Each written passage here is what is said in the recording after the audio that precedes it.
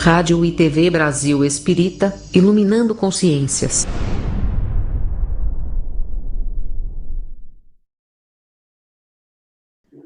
Olá, amigos queridos da Rádio e TV Brasil Espírita do Alagoas.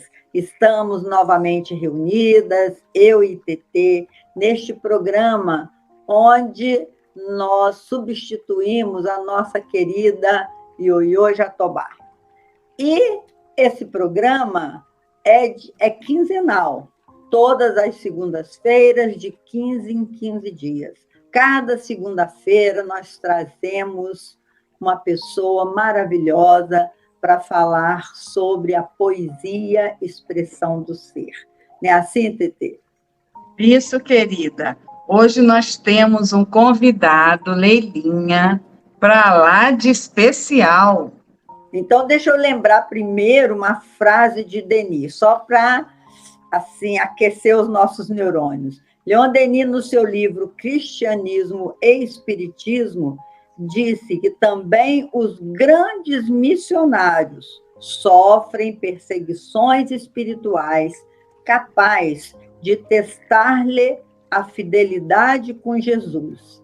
E hoje nós vamos falar sobre um trabalhador maravilhoso de Jesus.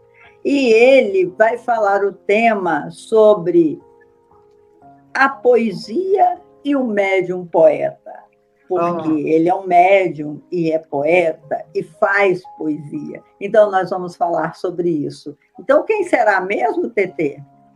Será o Laelder Rodrigues de Souza. Olha que maravilha, né?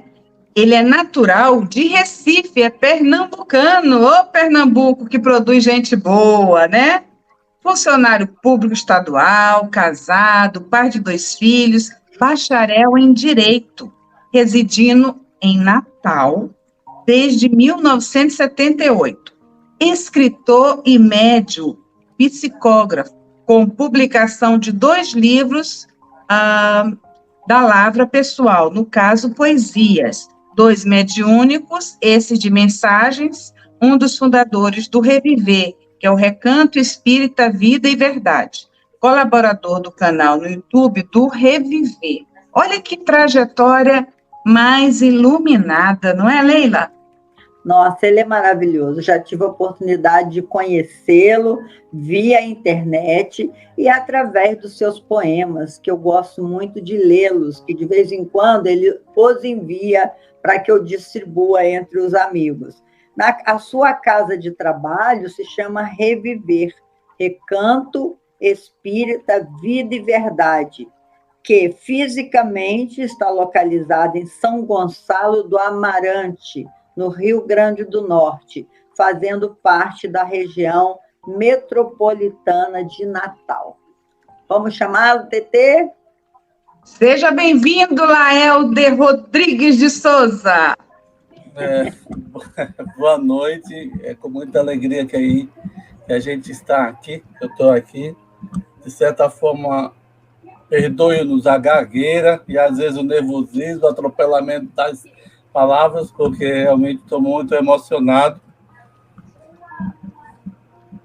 Porque eu estava dizendo na Leila que no mais dos meus sonhos assim absurdos, eu poderia imaginar estaria aqui sendo entrevistado por 2 almas nobres, que a gente sabe que são nobres mesmo, né?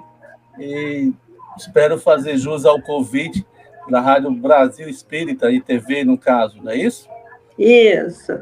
Pronto, essa rádio tem 11 anos que ela foi fundada e tem o slogan para a iluminação das consciências. Então, é uma rádio de 11 anos de trabalho e a gente, em nome dessa rádio, Laelder, nós te agradecemos muito a sua presença, porque você é um espírito iluminado. Por isso, no início, eu falei dessa frase de Leon Denis, que diz que também os grandes missionários sofrem perseguições. Não sei se você ouviu a nossa introdução. Ouvi.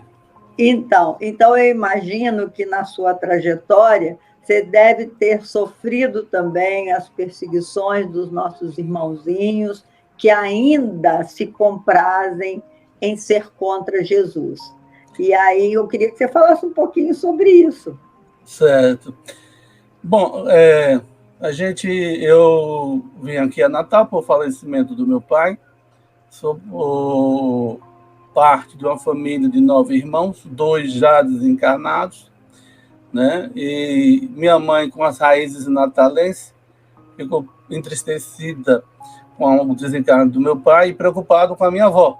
Então, ela resolveu ficar aqui mais perto para despreocupar a minha avó. Então, a partir daí, eu comecei a conhecer a doutrina dos espíritos, fazendo a leitura, que meu tio já era espírita, né? E tinha alguns livros e eu comecei a lê-los. E a partir daí, cheguei aqui, eu ia fazer 14 anos, e aos 14, 15, 16 anos começou a questão dos mediúnicas. E até uma coisa um tanto quanto engraçada, porque em um determinado instante eu tinha que ir à casa do meu irmão, que estava da casa da minha mãe um pouco longe, e havia sempre aquele lugar escuro, né? De um lado era iluminado, e do outro lado era escuro, e eu tinha que atravessar. Só que aquela sensação de medo de alguém estar atrás de você era muito grande.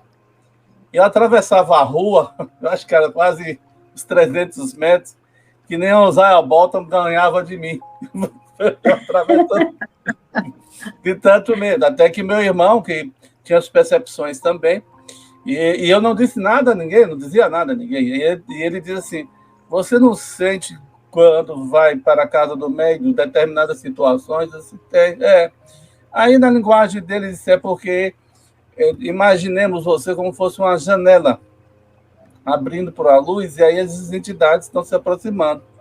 Sim, mas não precisava se aproximar provocando medo. E a partir daí eu comecei a participar mais de estudos, né, dos trabalhos e digamos assim, a faculdade mediúnica ela começou a florescer com o decorrer do tempo. Deus foi muito misericordioso para mim, nesse sentido. Conquanto, às vezes, eu estava no trabalho, quando eu tinha 19, 18 anos de idade, sabe aquela enxaqueca que vem do nada? Aquela enxaqueca que não vem do nada. E aí, ao término do trabalho, às 18 horas, quando ia saindo, aí vem a enxaqueca.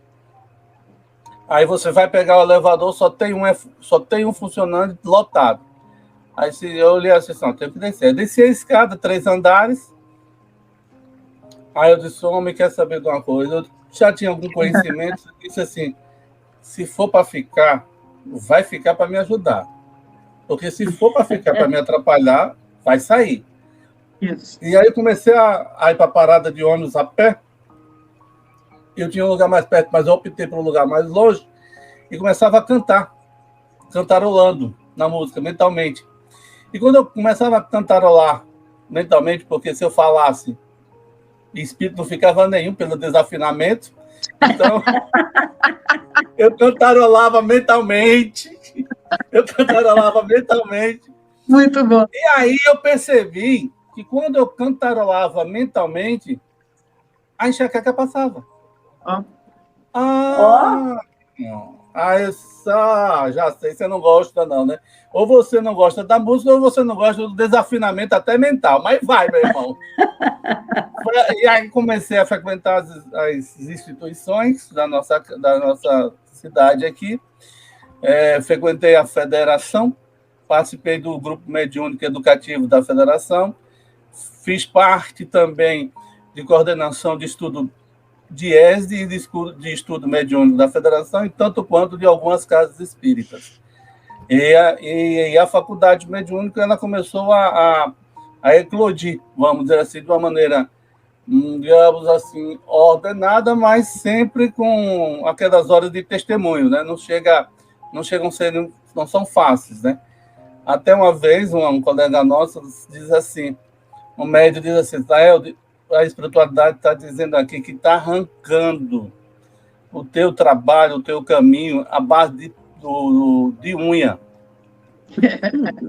Eu disse, não, mas deixa ele. Aí eu gosto de tirar muita onda, sabe? Meio brincalhão. Manda ele fazer uma manicure espiritual. Vamos, vai lá procurar uma para poder fazer. Então, a gente seguiu esse caminho, essa situação. E até uma vez, eu fazia, assim, eu não gosto muito de contar isso, mas eu vou aproveitar o momento, porque para que a gente possa ter ciência que isso pode acontecer com qualquer um. Eu digo assim, havia entidades de zootropia, entendeu? Havia entidade de quê? De zootropia. Filantropia? Zootropia. Zootropia ou licantropia, isso depende da... Sim, sim. Da situação. Você chegou a vê-las? Não, eu sentia. Até que um amigo nosso, quando eu fui para a reunião, eu fazendo faculdade e não conseguia concluir a prova, não conseguia concluir. Foi com muita dificuldade que eu concluí, digamos assim, esse curso de Direito. Não foi suave, não. A trajetória não foi suave, não. Até que uma pessoa disse assim, Slaelder, como é que você está aguentando? Eu disse, porque eu já vim de lá desde pequenininho. Eu vim de lá, sabe aquela música? Uhum.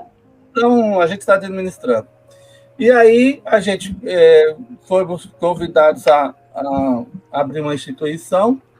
Uma amiga nossa, uma senhora já desencarnada, que eu tinha ela como uma mãe, vamos dizer assim, e orientava a gente espiritualmente. E aí foi quando a gente ia, com algum grupo de pessoas caras aos nossos corações, nós fundamos o Reviver, que é o Recanto Espírita Vida e Verdade. É Recanto Espírita, é reviver da direita para a esquerda e da esquerda para a direita.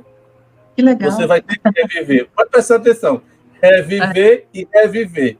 É de lá para cá e daqui para lá. É mesmo, agora que eu prestei atenção. Que legal.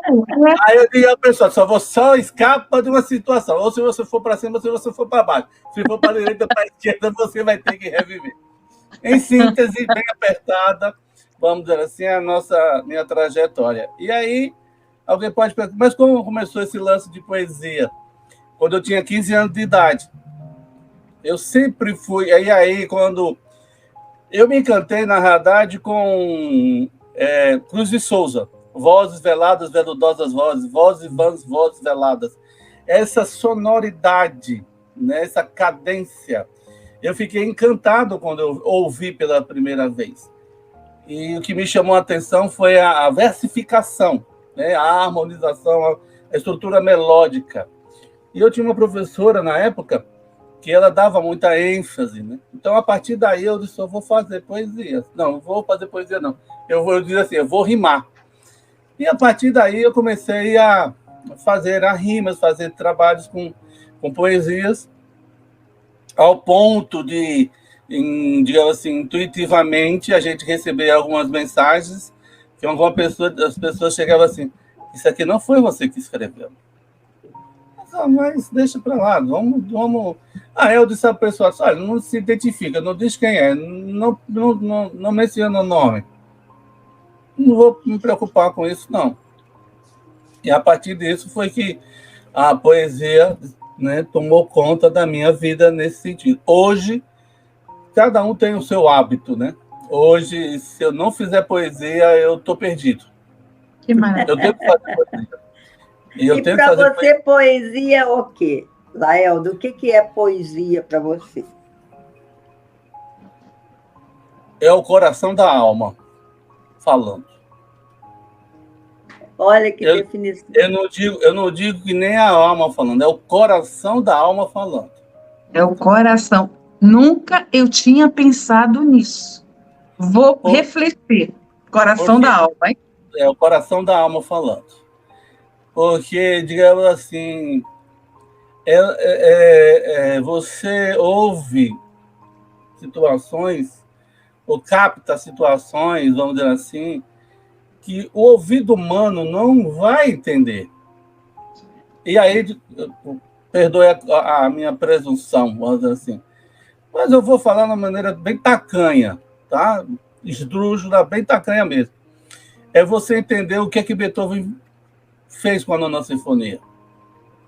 Ele tinha dificuldade auditiva, mas ele disse a vibração, sabe? Às vezes você está num canto e vê assim a ideia na cabeça. E aí a gente chega ao ponto de assim, em algumas mensagens, né, psicografadas, né, eu sinto, é como se como diz na linguagem, não há onomatopeias. A gente chama onomatopeias para os sons materiais, né? Tipo plaque, plaque, pá, pá, né? Mas não são onomatopeias. É a linguagem, você sente a linguagem, né? Eu estou externando o que eu estou sentindo, tá? Claro, mas é isso mesmo. Nesse exato momento, eu estou mostrando o que acontece, né? E o que a gente vibra. É como se, quando eu digo assim, por exemplo, e a areia escaldante dava, né, no seu entrecortar de grãos, chorava, borbulhando águas do seu solo. Eu escuto isso. Eu escuto como se fosse os grãos de areia entrecortando-se e a água abrindo assim. Eu disse, meu Deus, se eu for explicar, já enlouqueci, né? Se eu for explicar, eu não estou explicando, eu só estou demonstrando, né? Eu disse, se eu for explicar isso aqui, o pessoal vai me chamar, não é de obsediado, não, né? Vai me chamar de abcediado. É o alfabeto todo do processo. Não é obsediado, não, é abcediado. Muito bom. Então, olá, Helder. Oi. O Fritjof Capra, não sei se você já leu alguma coisa dele, já. No livro O Tal da Física. Já li. Pois é, ele inicia dizendo que ele via os fótons penetrar-lhe na pele. Então, como é que vai explicar isso? Se ele via, né? Ele, na verdade, é o sentir. Você vê com os olhos da alma, né? Você está sentindo ali. A única coisa que a gente pode buscar dentro do Evangelho, e aí a gente lê, no Evangelho segundo o Espiritismo, a gente lê, às vezes a gente passa despercebido a informação, a gravidade da informação. Kardec coloca lá no Evangelho segundo o Espiritismo referente à fé. A fé não se prescreve. Por que a fé não se prescreve? Porque a fé é uma experiência pessoal. É uma vivência sua com o que te cerca, com o que te envolve. E aí aproveitando a deixa, aí eu digo assim, eu tenho um poema sobre o termo, justamente sobre isso. Milagre não existe. E o título da mensagem é este: milagre não existe. Aí eu digo assim, o que é milagre? Aí na frase lá do poema diz assim, milagre é você se aproximar da fronteira de Deus. Quando você se aproxima da fronteira de Deus, porque você não sabe o que vai acontecer, você não tem noção do que pode surgir, aí surge um milagre. Em outras palavras, é aquela linguagem emanuelista, né? Deus, aonde você não chega, Deus vai mais além. E, por final, aproveitando, eu tenho um poema justamente, tenho uma mensagem justamente nesse sentido, né? Mais além. Pois leia. Deixa eu ver se eu acho aqui. Está aqui. É nesse primeiro livro, eu vou aproveitar e fazer divulgação. Esse foi o primeiro livro meu psicografado, né? De espíritos diversos. Eu recebi por diversos espíritos, mandaram mensagem. Deixa eu ver se encontro a mensagem aqui, bem rapidinho. Então, nesse sentido, mais além, pronto, achei. Nesse sentido, a gente encontra os motivos para que a gente continue trabalhando na mensagem da doutrina espírita, na mensagem do bem, para que a gente possa seguir adiante. E a mensagem titulada Vai Mais Além. Estende o alimento ao que roga, mas vai mais além, alimentando-o com o naco da esperança. Enxuga as lágrimas dos que choram, mas vai mais além, seca a fonte do seu desespero. Ergue o irmão que caiu nas malhas do desespero, mas vai mais além. Desenovela o emaranhado dos problemas que traz oculto. Impede o morticínio da esperança dos que perambulam, mas vai mais além. Ensina-os o valor da serenidade nas horas mais difíceis. Esclarece o ignorante que perde a luz dadivosa da lição, mas vai mais além. Acesa deixa a humildade, para que o orgulho do saber não o ofusque. Exprime com clareza os teus gostos no bem, mas vai mais além. Não se deixe nodoar com a malícia as tuas intenções. No que fazes, tenta ir mais além, pois, onde não puderes, Deus vai mais além. Muito lindo. De quem é esse? Ele deu o nome? Mas é psicografado. Esse aqui é psicografado. Sim. Aí a pessoa disse, mas Laelder, você conhece o nome das entidades que se comunicou? Eu conheço, e eu prefiro, por enquanto, não mencionar. Deixa o conteúdo e as pessoas, pelo conteúdo, consiga perceber de quem se trata, né, Leila? Claro, porque, mais além. Vamos mais além. Cada um pode ir mais além e deduzir, né? Exato. E como é que se dá esse processo da psicografia? Explica para o ouvinte aí, para que ele possa, de repente, ir mais além também, né? Exato.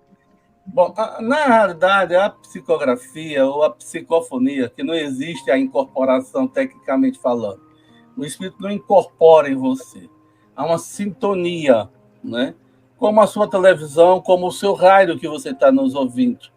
Nesse sentido, você está sintonizado nessa faixa da RBE e, a partir daí, tudo que ia acontecer na rádio da estação de frequência da RBE, você vai ouvir.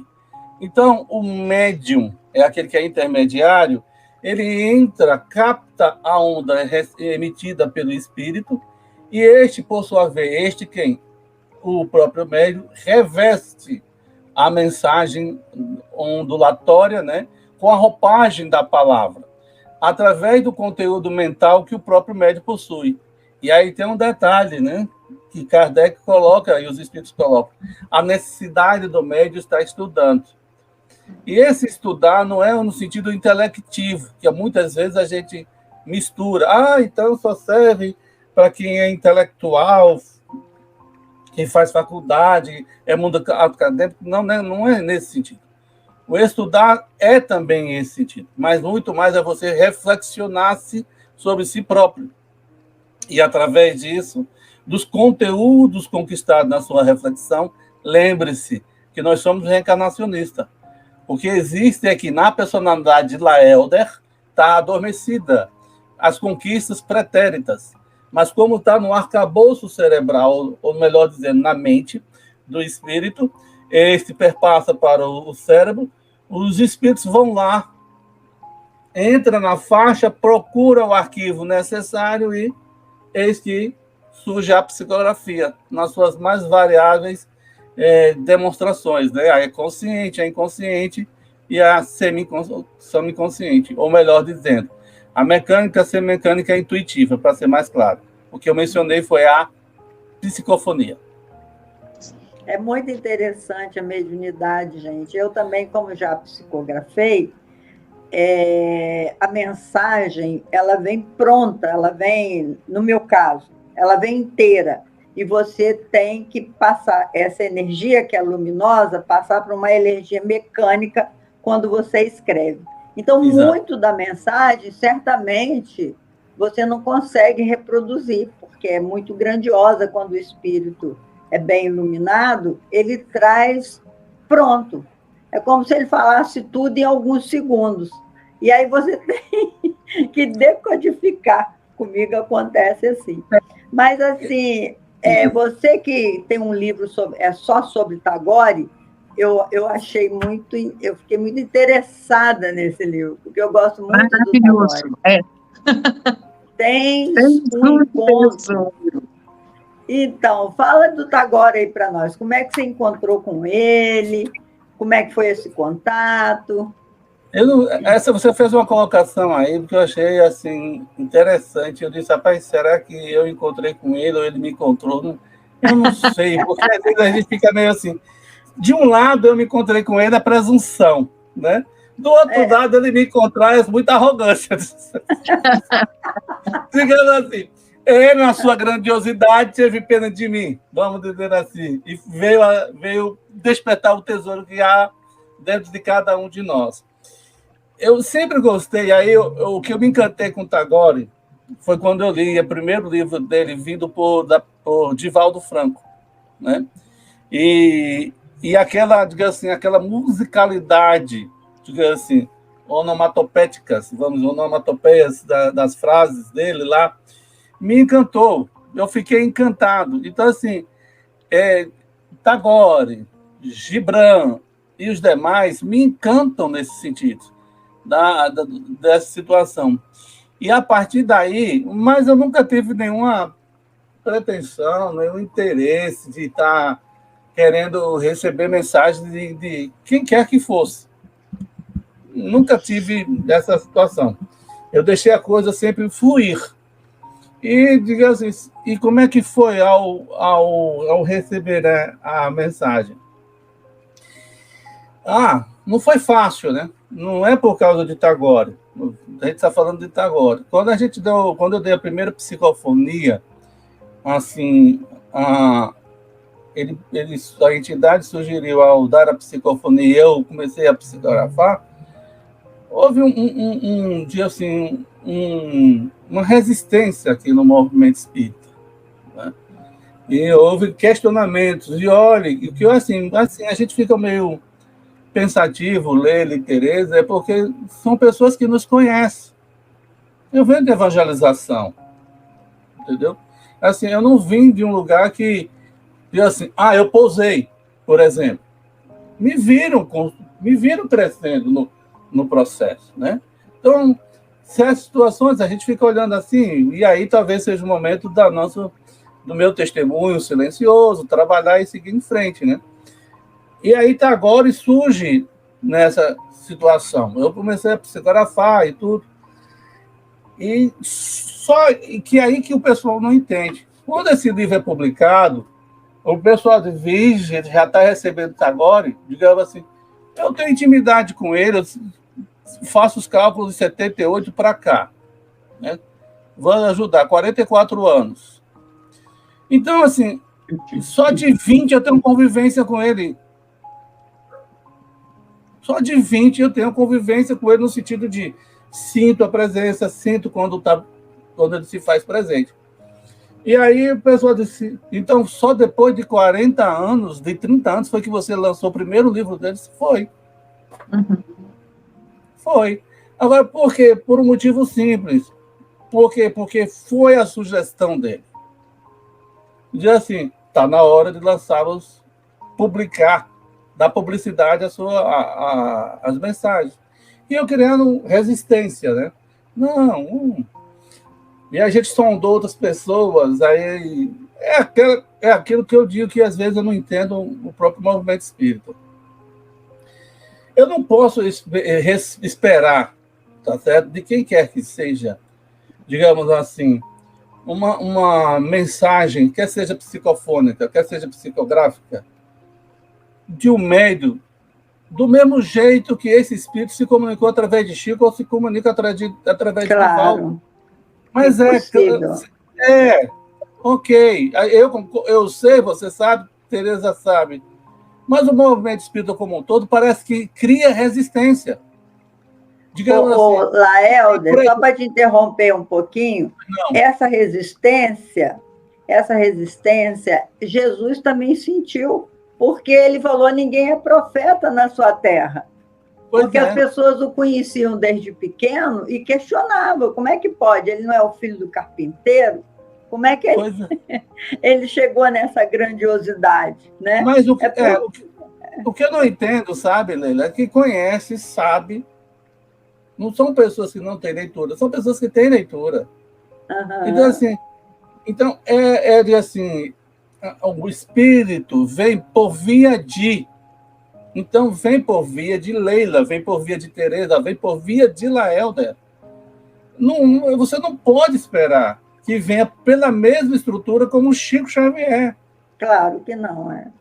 É lógico, tem assim, tem uma frase de um médium que algumas pessoas do movimento espírita não olham ele com um pouco resistência, mas eu concordo plenamente com a frase dele.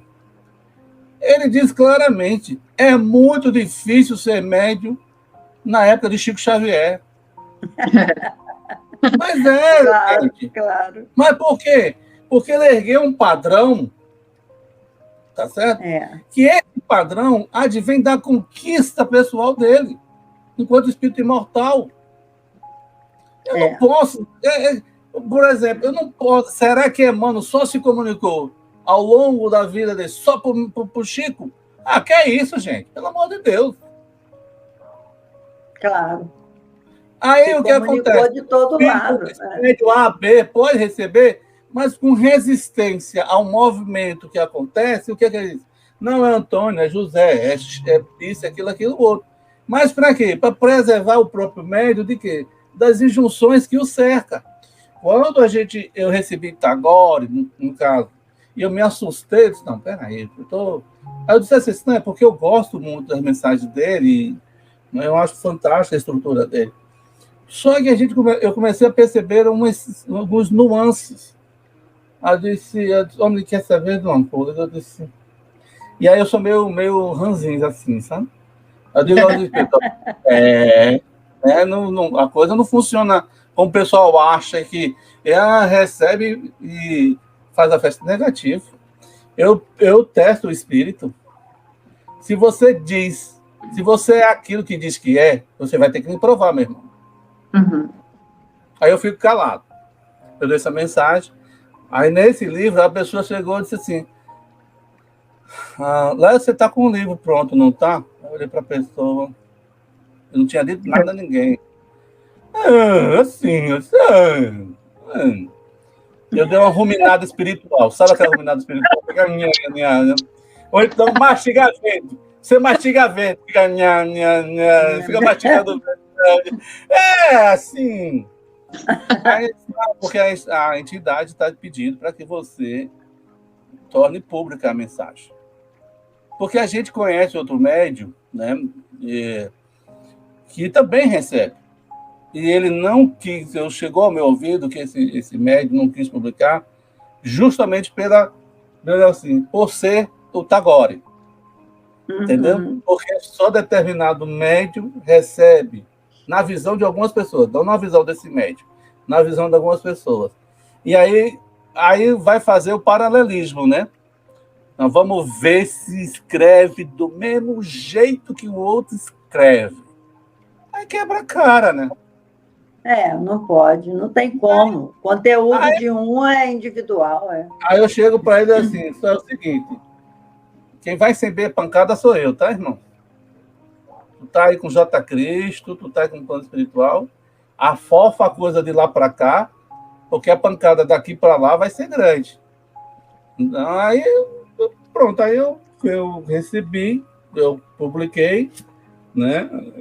E aí estamos esperando o resultado, ver se infelizmente não foi do jeito que a gente estava imaginando, assim, no caso da venda dele, mas a gente compreende os motivos, né, a situação.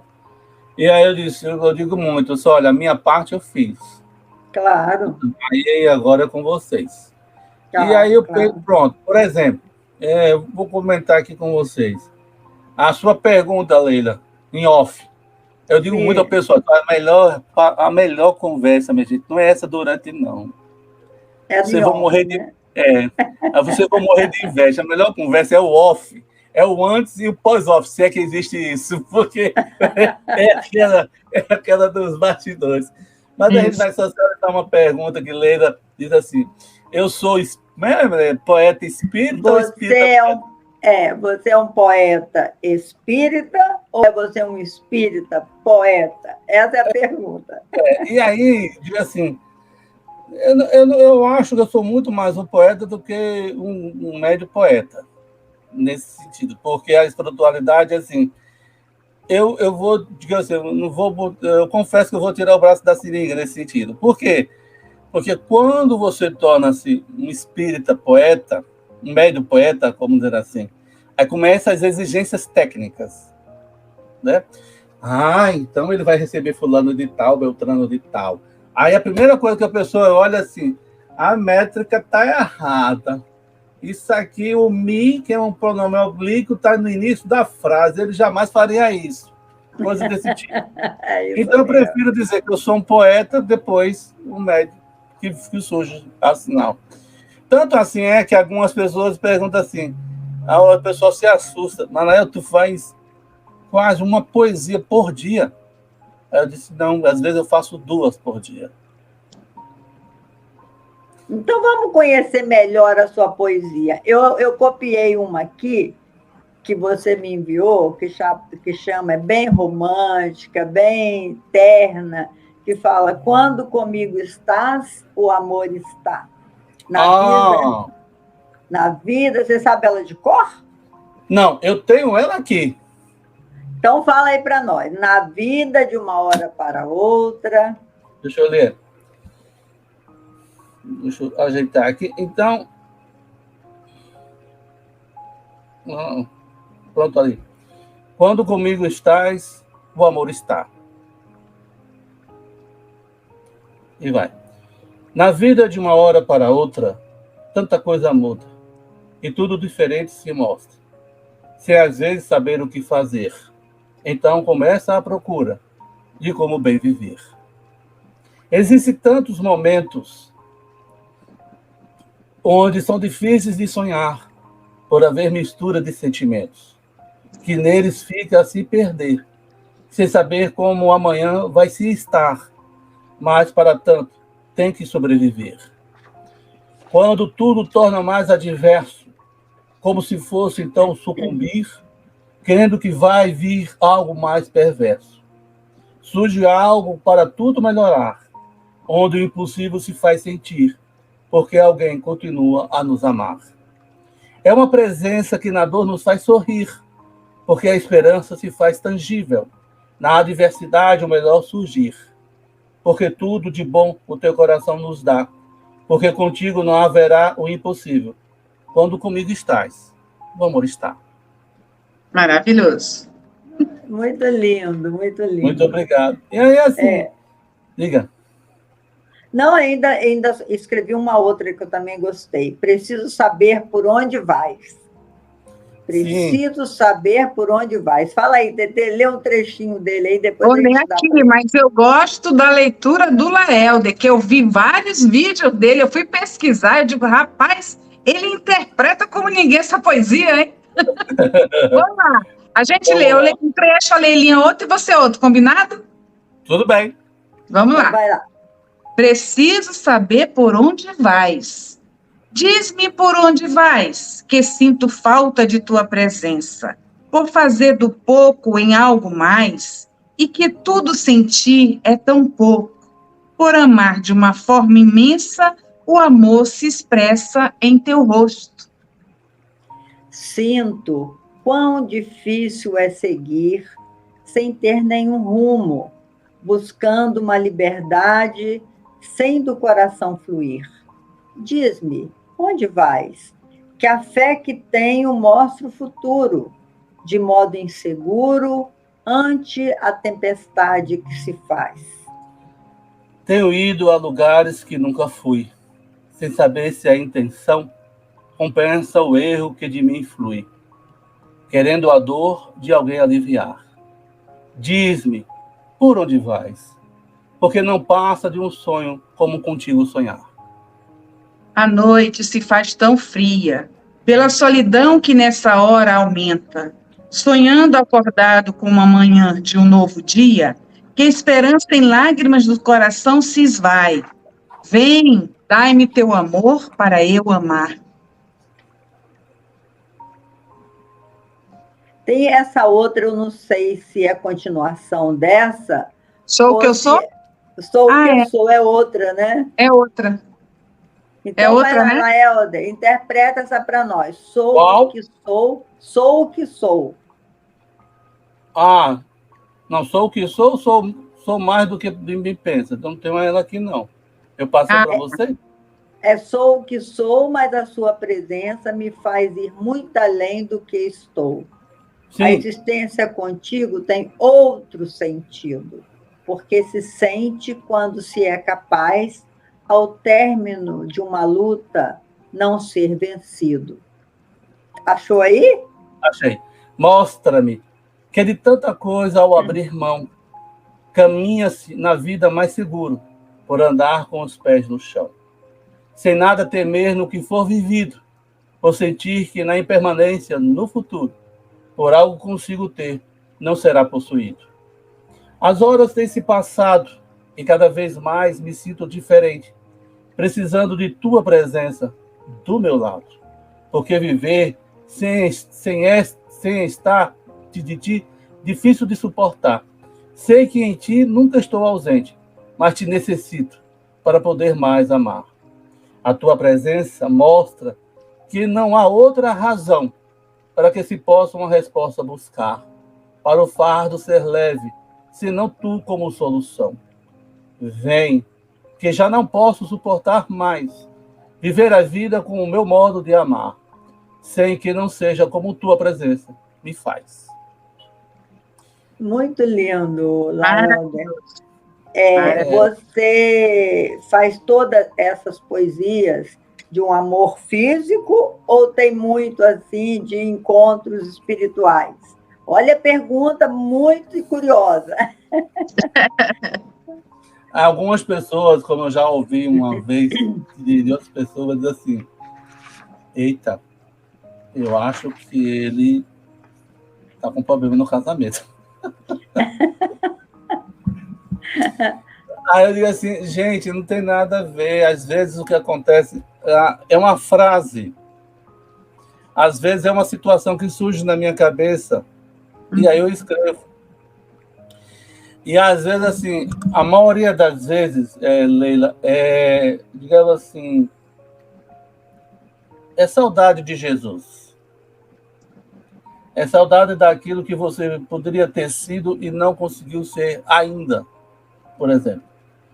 E aí, às vezes, a gente vem uma frase, é uma frase que alguém diz, uma frase que eu escuto, e aí começa a vir a expressão. Não há nada especificamente. Há eu fiz uma recente para minha tia, recente não, uma situação que a minha tia, ela desencarnou. E aí eu fiz um poema, aproveitei o desencarne da situação e fiz um poema em torno, encaixei a situação, né, do desencarne dela. E assim, e a mensagem, deixa eu ver aqui, a mensagem é sobre saudade. E assim, saudades. Não acho ruim sentir saudades, embora a dor das lembranças seja tão forte que senti-las é somente o que resta fazer. Mas tudo pelo que passes, somente surge para poder te dizer que um amor vivido não teme a morte. E tudo que se pôde viver mostra na saudade o quanto foi bom. E tudo enquanto se viveu ainda perdura. É que a saudade, mais do que dói, mostra ao coração quanto de ternura há no sentimento que se ainda pôde ter. Saudades. Sei que a tua existência não é o fim de tudo que na vida aconteceu. Mas quando no peito ardes, é que, por te sentir, nada foi ruim, porque foi muito bom o que se viveu. Porque eu tenho uma frase seguinte: ninguém sente saudade de coisa ruim. É mesmo. Sentir Então, saudade de coisa ruim é masoquismo, né? É quem doença. sente, eu até digo isso. Eu dizia, isso me veio quando foi, digamos assim, um enterro do corpo do meu irmão. E aí eu estava lá e estava todo mundo chorando e veio assim a inspiração. Aí eu parei para meditar e disse assim, por que todo mundo está chorando? E por que você chora? Ah, é saudade. E aí veio, né? Porque é saudade. Sim, mas você está sentindo saudade por quê? Você não está lembrando de nada ruim que seu irmão fez. Ou do que a pessoa fez. Vocês estão sentindo... Ele disse, né? Você está chorando porque ele deixou algo bom. Foi uma lembrança, por menor que ela seja, aí você vai ver o quanto peso tem um gesto pequenino, por menor que ele seja. Então, saudade não é coisa ruim. Saudade é porque algo foi bom que se viveu. E aí eu aproveitei, assim, até o como se diz? Coisa de médio, né? Leila sabe disso. Aí às vezes o pessoal diz, esse cara tá pirando, vai falar besteira uma hora dessa. Tanto é que quando eu disse essa frase, eu faço de propósito, às vezes, eu faço uma frase para a pessoa levar o choque, né? Aí depois eu alivio. Aí eu disse assim, saudade não é nada ruim. Aí a pessoa, como não é ruim? Né? A pessoa fica, eu estou chorando aqui. A minha sobrinha, né? Meu pai foi embora. Aí depois eu completei, né? Tanto é que o pastor dele lá ficou olhando, parou para refletir. É mesmo, ninguém sente saudade de coisa ruim, não.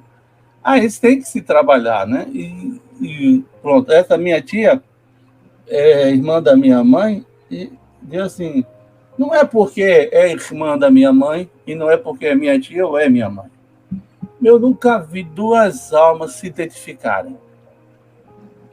Esses anos todinhos não houve uma briga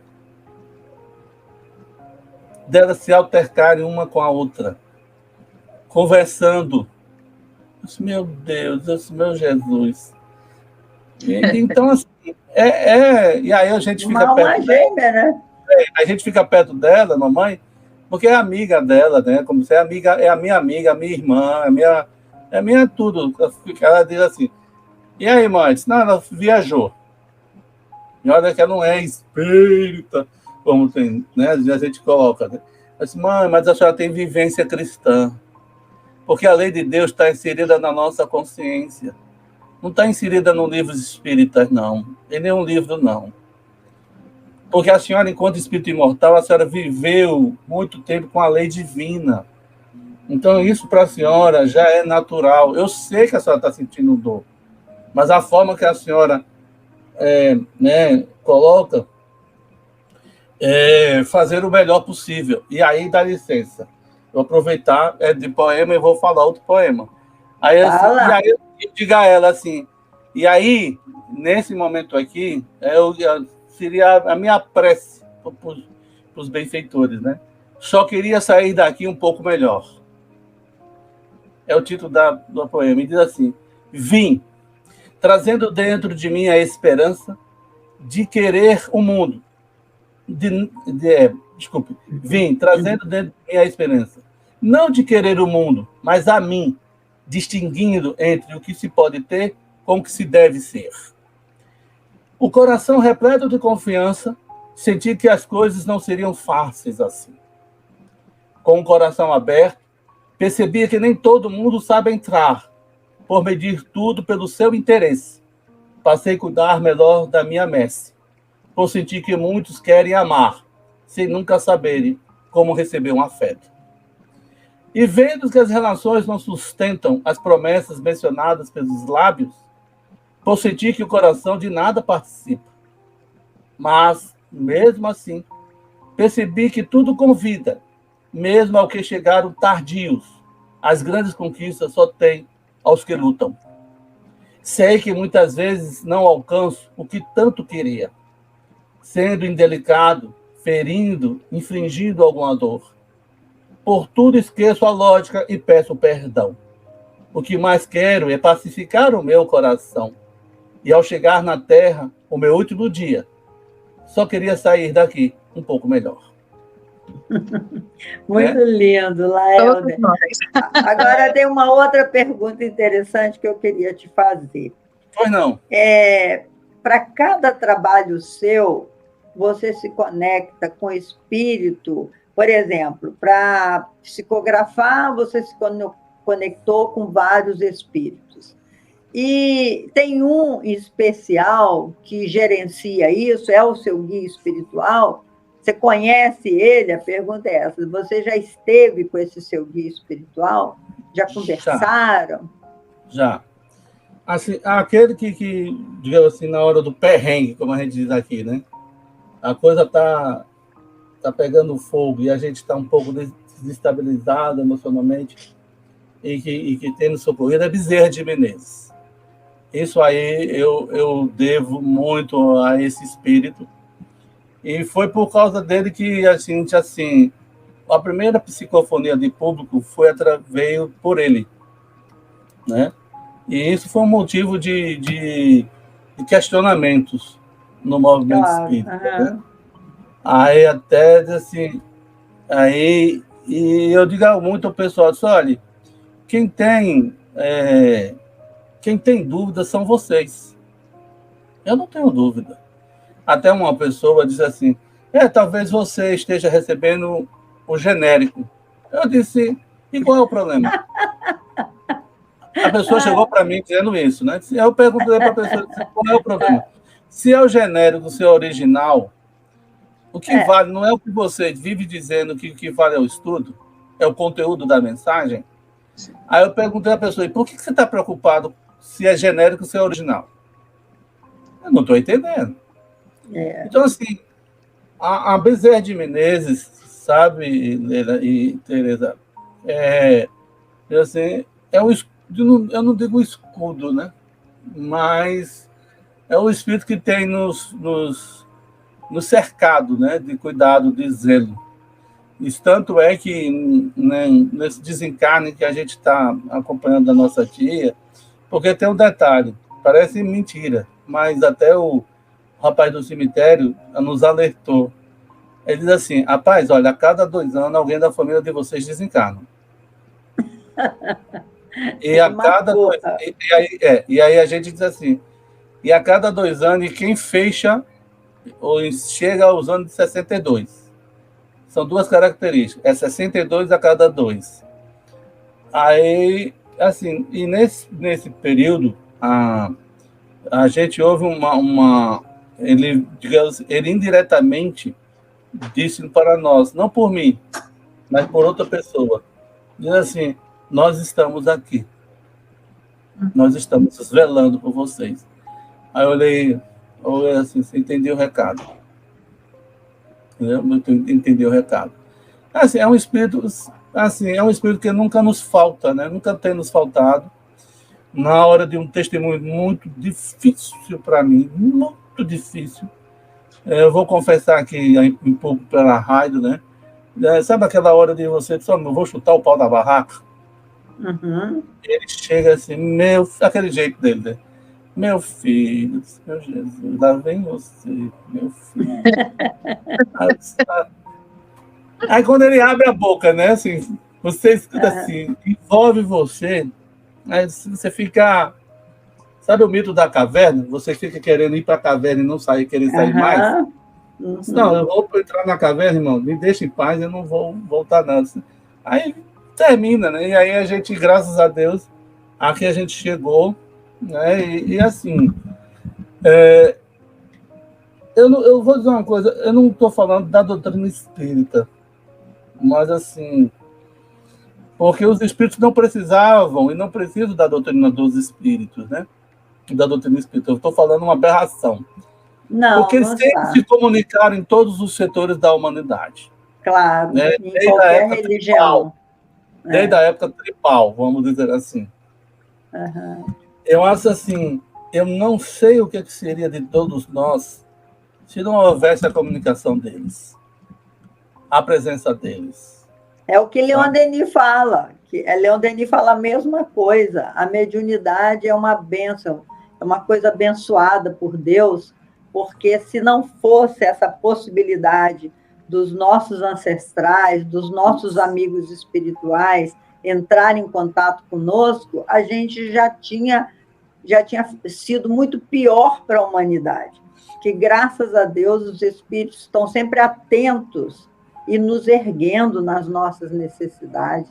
E, para isso, existem os médiuns, né? A Ivone Pereira dá um depoimento igual. O doutor Bezerra ajudou-a muito, porque ela, naquela psicografia da Memórias de um Suicida, ela dá o depoimento de que ela demorou muito para aceitar que Camilo Castelo Branco pudesse querer contar a história dele para ela. Foi preciso a interferência, né, do Dr. Bezerra para ela fazer aquela obra grandiosa, maravilhosa, exatamente por essa dureza do movimento espírita. Por isso que eu entendo perfeitamente que eles ficam naquele item da universalidade, né, que Kardec fala, que é preciso examinar tudo e tal, e as informações que diferente daquelas que já aconteceram, mas é tomar o pé da letra o que ele falou, porque a doutrina espírita ela é progressiva, ela não pode parar no século XIX. Né? Então, nós que somos médium, TT também, a gente tem que aguentar as bordoadas, porque o ser humano ainda é muito pequeno. Mas porque vocês duas, estou levantando até a mão assim, é porque vocês duas são angélicas.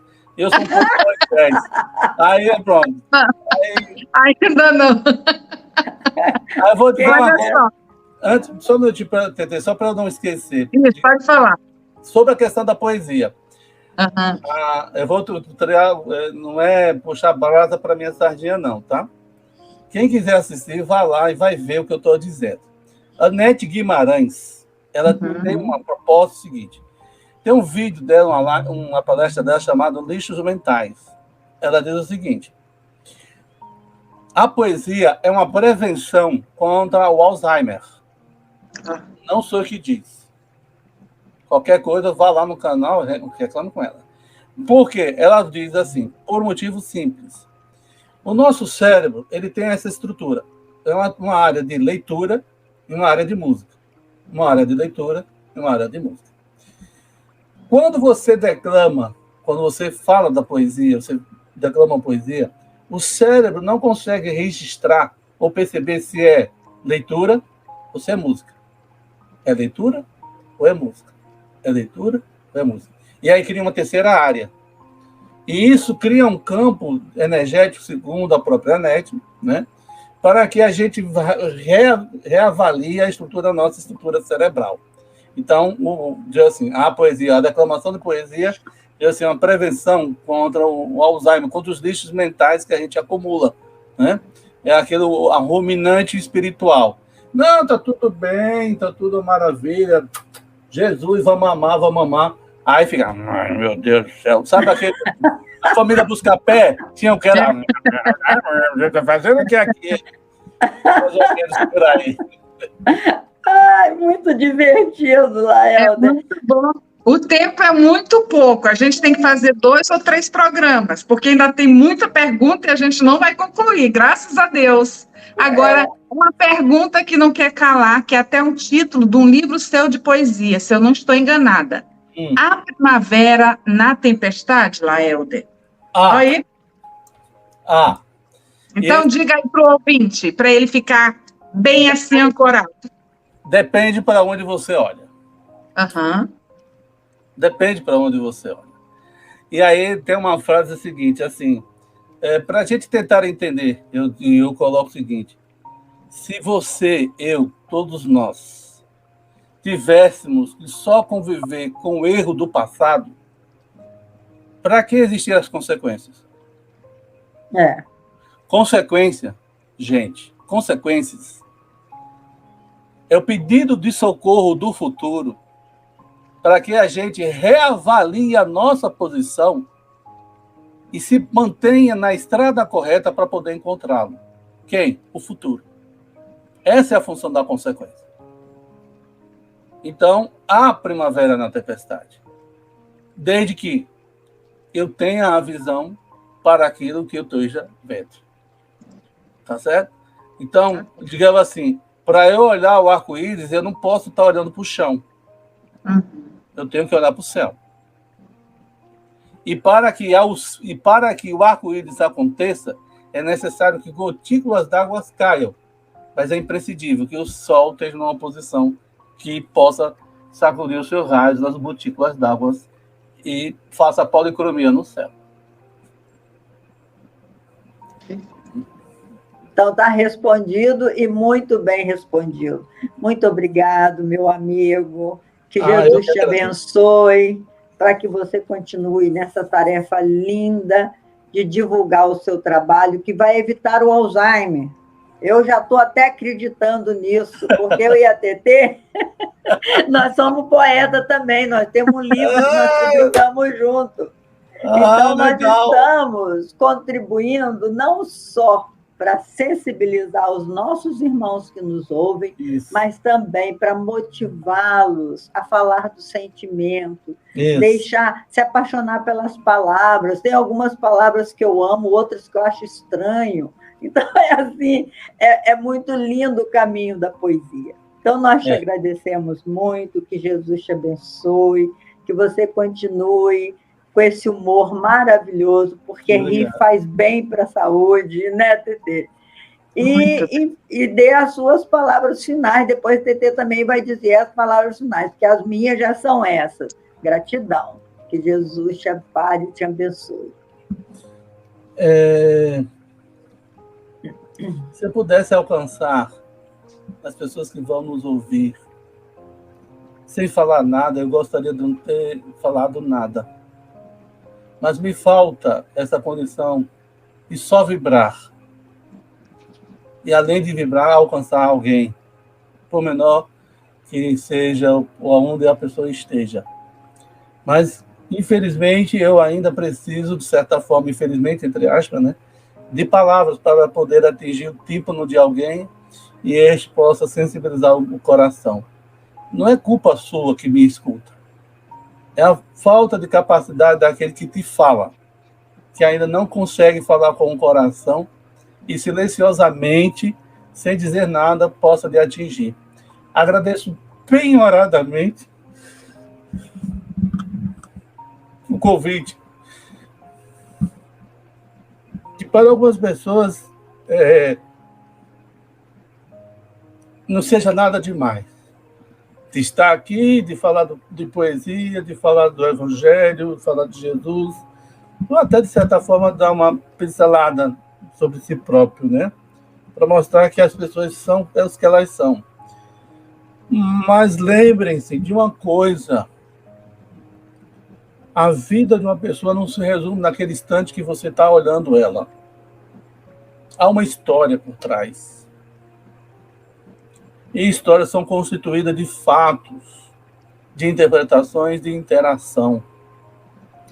Eu até disse aqui uma vez, nunca, nos meus mais loucos sonhos, eu poderia estar sendo entrevistado por duas pessoas, como Leila e como Teresa. Jamais. Jamais. Assim, por quê? Porque isso não é um encontro. Eu não sei por que ele botou cada um num ponto diferente. Ele sabe os motivos. Mas há um ditado que diz o seguinte: tronco junto não faz boa cerca. Tem que estar separado para botar os aramezinhos. Então, que nós possamos estar distantes, mas unidos pelos laços do coração. Fico muito emocionado, estou emocionado por essa oportunidade, pela confiança, Leila, pela confiança, Teresa, e a nossa irmã, que nos recepcionou. Muito obrigado de coração. Fica nos anais da minha gratidão esse convite. Muito obrigado mesmo. Muita paz para todos. Obrigada. Tetezinha. Queridos ouvintes, estou sem palavras. Essa tenacidade de Laelder, ela chega a emudecer. E eu que falo muito, fiquei caladinha. Olha, Gratidão, realmente, essa cerca que você falou, eu fui visualizando, hein? Tem uma grande fazenda para a gente cercar aí. Não deixar a boiada ficar à toa, não. Então, vamos tocar, né? Como é que chama aquilo que eles usam no Pantanal, que eu até esqueci? Berrante. O berrante, né? Em nome de Jesus, e suas palavras, seus livros vão frutificar, porque você é puro amor, meu irmão. Olha só, tens um tesouro. Vou deixar uma pergunta que eu ia fazer para o Laelder, mas no outro programa ele vai responder. Onde está o nosso tesouro? Que Jesus nos ilumine e que faça mais encontros proveitosos, de luz, com esse irmão abençoado. As portas vão se abrir mais ainda para você, você vai ver. Ó, e agradeço a Tagore, porque através de você foi enviada uma mensagem especial para mim essa semana. A Leila depois vai saber do que se passou, e Tagore, quando eu soube que você tinha tido esse contato mediúnico, eu fiquei, nossa, eu não preciso mais saber de nada, já me respondeu. Obrigada. Eu que agradeço pela confiança.